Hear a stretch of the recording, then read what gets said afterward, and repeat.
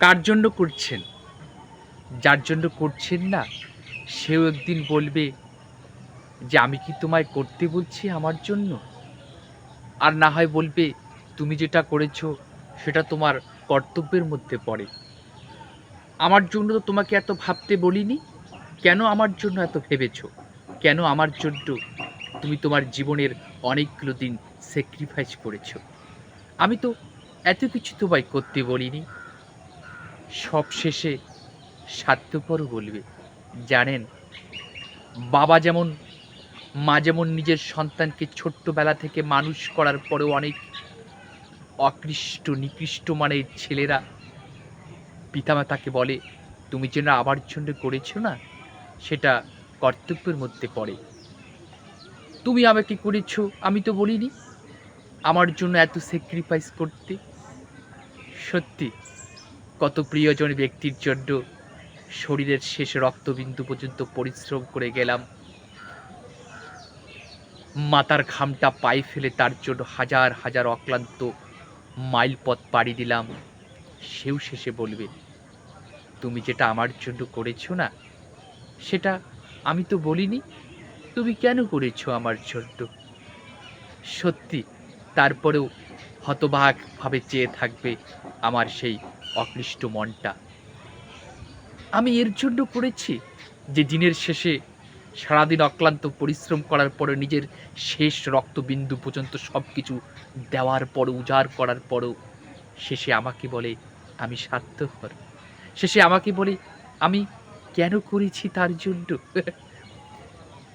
অনেক বাবুই পাখি তো গাছের ডালে বাসা বাঁধে, তারপরে ওই পড়ন্ত বিকেলে ঝড়ের মধ্যে যেরকম ঝিরে পড়ে যায়, তার বাসাটা উড়ে যায়। তারপরও সে পুনরায় আবার একটা নতুন করে বাসা বাঁধে। কারণ কি জানেন? কারণ সে স্বপ্ন দেখে। কারণ তার বিবেককে, তার মনকে বোঝাতে পারে না যে আমারও একটা ছোট্ট পরিবার আছে, আমারও একটা সন্তান আছে, আমারও একটা মা আছে। আমারও একটা দিনের শেষে রাতে যেমন অক্লান্ত পরিশ্রম করার পর আমার শরীরটা বিশ্রাম চায়, তাই জন্য চাতক পাখির মতো বৃষ্টির মতো যেরকম তাকিয়ে থাকে, ভেঙে ফেলা বাসাটা আবার নতুন করে তৈরি করে নিজের জীবনটাকে, নিজের জীবিটাকে আবার শুরু করে। ঠিক একইভাবে আমি তোমার জন্য সারাদিন অক্লান্ত হয়ে পরিশ্রম করে নিজের শেষ রক্তবিন্দুটা দিয়ে তোমার জন্য ভেবেছিলাম। তুমি আমাকে স্বার্থপর বললে।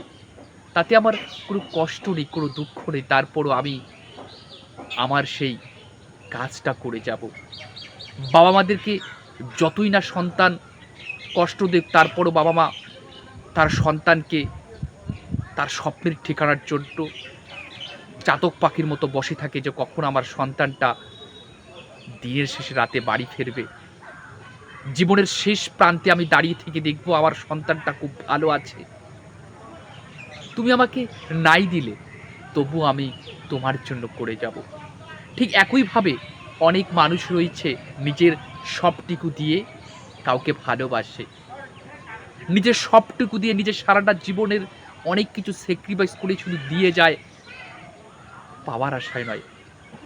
শুধু একবার তাকিয়ে তুমি যেটা আমার জন্য করেছ না, সত্যি সেটা অস্বাভাবিক।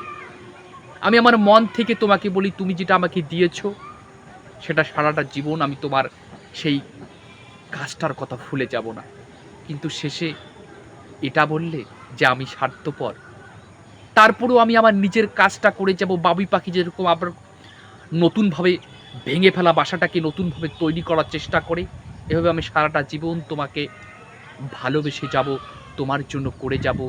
তুমি আমাকে স্বার্থপর দিনের শেষে বললেও আমার ঠোঁটের মধ্যে সেই আগলে থাকা হাসিটা লেগেই থাকবে, আর আমার কাজটা আমি করে যাব। ভালো থাকুক সেই রকম সেই সমস্ত লোকগুলো যারা অক্লান্ত পরিশ্রম করে স্যাক্রিফাইস করেও তোমার জন্য করেছে।